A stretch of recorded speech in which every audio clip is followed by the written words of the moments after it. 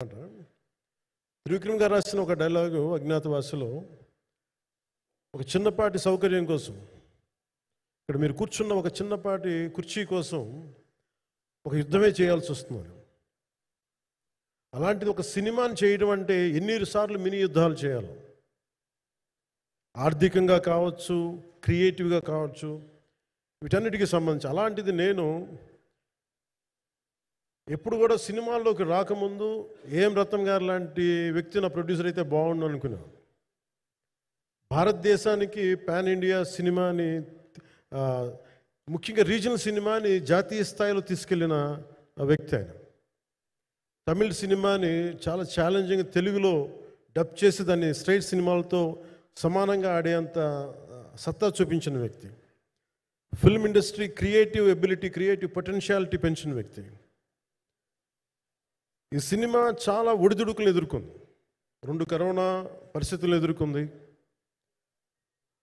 అన్నిటికీ మధ్యలో సినిమా మన క్రియేటివ్గా కొంత ఇబ్బంది ఎదుర్కొంది. అల్టిమేట్ ఆబ్జెక్టివ్ సినిమా బాగా రావాలని, నేను ఎప్పుడు ఏం చేసినా సినిమా బాగా రావాలనుకుంటాను.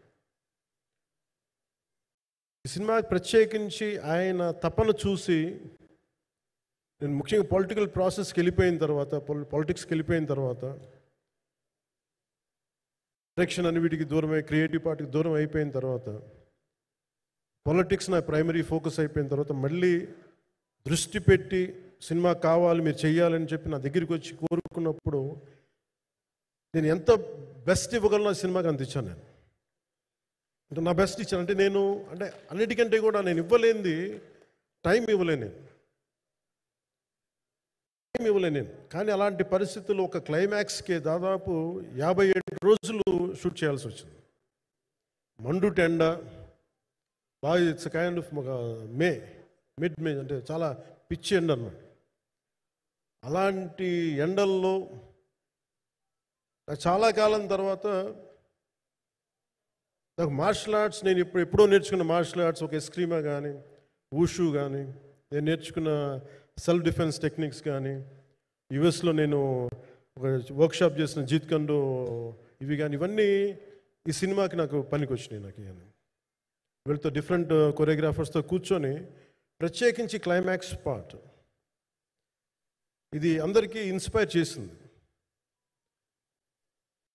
మన స్థూలంగా చెప్పాలి అంటే, ఒక క్లుప్తంగా చెప్పాలి అంటే, ఈ సినిమాకి ఇదే ఆయువు పట్టింది. ఈ ఫస్ట్ పార్ట్కి ఎక్కడో కొల్లూరు నుంచి, మన కృష్ణానది తీరం కొల్లూరు, విజయవాడ సమీపంలో ఉన్న కొల్లూరు ప్రాంతం నుంచి దొరికిన ఒక కోహినూరు వజ్రం నుంచి అది ఎటు మన గోల్కొండ రాజుల దాకా వచ్చింది, మన హైదరాబాద్ సుల్తాన్ల దాకా ఎలా వచ్చింది, దీని ట్రావెల్ ఇటు వెళ్ళింది. ఇవన్నీ జరిగినప్పుడు దీని నేపథ్యంలో జరిగే కథ ఇది. ముఖ్యంగా ఈ ఫౌండేషనల్ వర్క్ చేసిన వ్యక్తి క్రిష్ జాగర్లమూడి గారు చాలా హై కాన్సెప్ట్తో పట్టుకొచ్చారు దీన్ని. ఆయనను రత్నం గారు నా దగ్గరికి వచ్చినప్పుడు చాలా బాగా నచ్చి వెంటనే చేశాను. చేసిన తర్వాత ఒక్కొక్కటి కరోనా నిజంగా ఇంపాక్ట్ ఇచ్చింది. అంటే ఎలా ఉండదంటే, ఎంత హార్డ్గా ఉండదంటే ఇండస్ట్రీ, అది ఎవరిని తప్పు పట్టలేము. ఒకప్పుడు ఆయన వెంట చుట్టిన నిర్మాతలు, ఆయన వెంట తిరిగిన డిస్ట్రిబ్యూటర్స్, హీరోస్, అందరికి అలాంటి వాళ్ళకి ఒక నిర్మాతగా ఆయన తపన పడుతుంటే నాకు అంటే ఆయన కోసం ఖుషి తీస్తున్నప్పుడు కానీ ఆయనతోటి ఎంత సౌకర్యం ఇచ్చారంటే, అసలు మాకు 1 month ముందు ప్రీ ప్రొడక్షన్ అయిపోయి నాకు అంత సౌకర్యాన్ని ఇచ్చారు.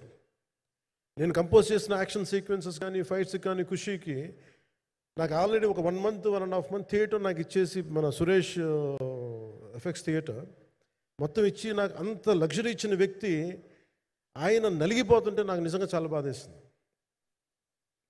ఒకసారి it is not about money, it's not about success, it's about standing by hmm you trust, who stood for the people, who stood for the industry.